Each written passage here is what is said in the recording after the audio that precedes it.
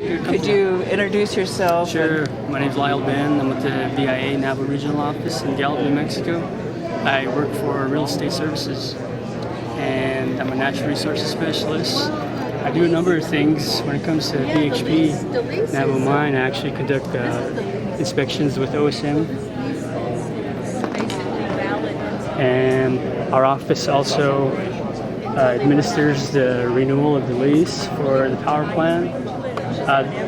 This posted board here, what it's telling us is there's two separate actions when it comes to the BIA.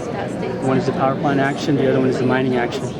So the power plant action is renewal of the lease, and what that does is allow the company to operate for an additional 25 years. So that's where the 2041 is the renewal. The renewal goes up to 2041. And what that does is it also allows the company to continue to utilize the transmission lines, the APS and P&M. So who owns the transmission lines here? P&M owns this transmission line, and APS owns these two here. So APS is the operator and a part of the owner, and they also own the transmission line. Right. So do they own the land that the transmission line runs on top of? No, they have the right of way. And could you tell us the process to get the right of way? Sure. Though they have lease? The BIA, what they do is they issue various types of leases. We have the minerals leases, we have business leases, commercial, rights of way. So in this case, this is actually a surface lease. And that's what a right of way is a surface lease. So the company comes in with an application package with clearance from every type of permit that's required in the nation, whether it's EPA clearance, historic preservation, water permits such as the NPDES, or surface water permits that are required, construction permits. So all that's in the package, and that goes through the tribe. The tribe sends it to the BIA. The BIA reviews it and gives it its blessing. So that's pretty much what happened here. So the final sign-off is With the BIA. Is the BIA. Right, but in this case and in every other case, the tribe negotiates with the company. The tribe negotiates annual rentals, and sometimes the tribe gets bonuses. And what we do is agree with whatever the tribe wants, and that's this case here for the power plant action. So how do the people have input in this process with the transmission lease when it comes up for renewal? This is it right here.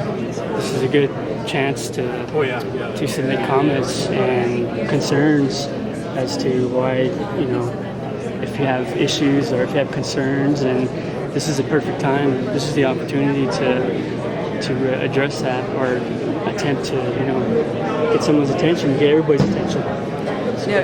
Now, just recently, APS was, I think it was last year, that the tribe okayed the transmission. Could you tell us more about that and what that means for the next, I forget how many years it was signed for, Okay. 24? 25 years. 25 years. Well, that's and the main. What came out of the negotiation is. And okay, one thing, and I don't remember a public forum, public input process with that. The original lease was issued in 1960, and that's the original lease, and that was actually between the company and the Department of Interior.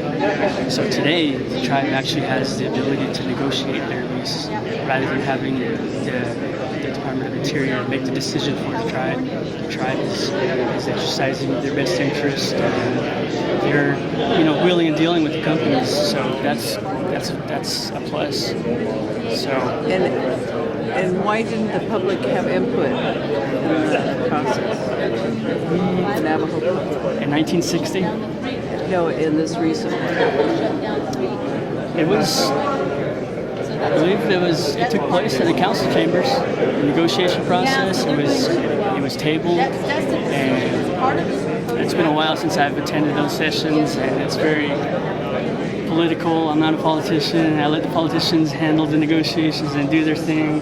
The tribe has their lawyers. The company has their lawyers, and I'm sure there was an opportunity for me or you to state our opinions at the time. But I really can't answer that. That's a good question. Well, I guess the frustration that I hear from the public and the public is that our voices are not incorporated in a lot of the renewals of leases and even agreements like the water agreement. So, and there's really no process. I know that the president and other people try to develop forums, town hall meetings, but none of the real knowledge and information from the public was really incorporated. Right. Well, that's kind of the big picture of why we have this here, and we're encouraging people to come and attend these types of public meetings, and that's why we're early on in this process, and we're at the very beginning of this process, and so we're hoping that more and more people come and understand, how each agency is involved and everybody's connected to this entire project. So, one last question: how do we get a hold of the leases, the transmission leases? Are they public information? you would have to go through. We have a FOIA process. Oh, okay, the BIA. Right. So you have to FOIA the leases. Right. Will they really give it to us if we FOIA? That would be up to the FOIA officer. He would be the one to make that decision. All right, because sometimes how can you make comments when you really don't know what's Exactly. being I negotiated understand. in the lease? Right. Does that make sense? Right, exactly. Most people don't have access to that information, and most people aren't even aware of FOIA. And if you come to the Gallup Federal Building, we have a FOIA officer that you could talk to. Now, so we could stop at your office and get some road Sure, maps and transmission maps. My door's open to anybody.